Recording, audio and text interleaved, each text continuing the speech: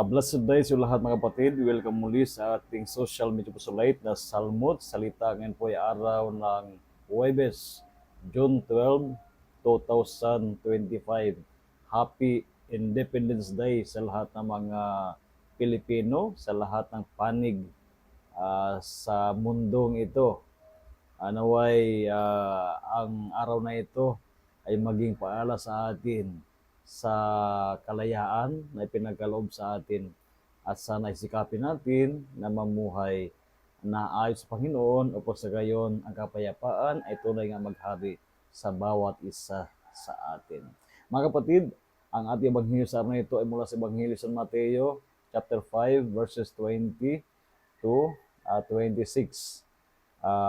Nasa ikasampung linggo na tayo mga kapatid sa pagdiriwang sa karaniwang panahon.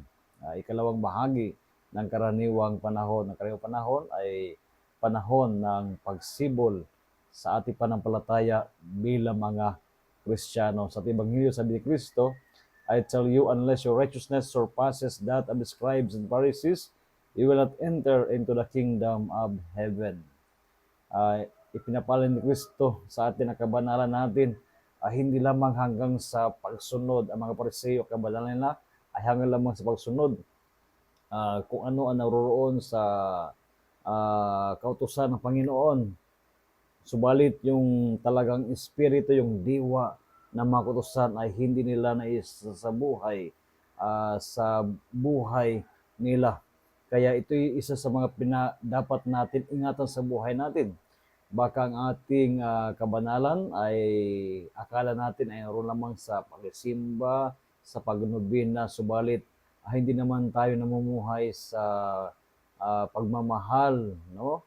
Sa pagpapatawad at iba pa na kailangan natin ipahayag na talagang umuunlad tayo sa ating buhay spiritual. Kailangan lampasan natin ang kabanalan ng tulad ng mga eskriba at ng mga Pariseo. Na sana sa anuman ang ating mga ginagawa sa buhay, religious acts, no? Yung ating mga ginagawa araw-araw o lingguhan bilang mga Kristiyano, sana ay magdulot ito ng tunay na paglago ng ating buhay spiritual, maging mapagmahal tayo, maging mapagpatawad tayo, at maging bukas ang ating sarili sa pag-alay sa kung anuman ang ipinagkaloob ng Diyos sa atin.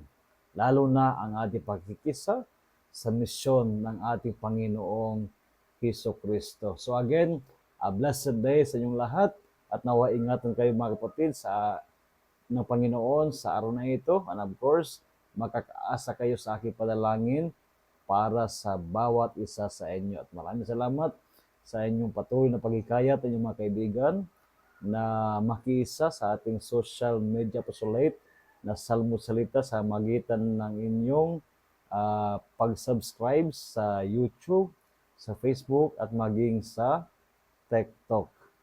At naway sa magitan ninyong pag-isa ng ating social media pusulate Salmod Salita ay marami tayong matulungan kahit ng kaunti. So again, a blessed day yung lahat at ingat po kayo palagi.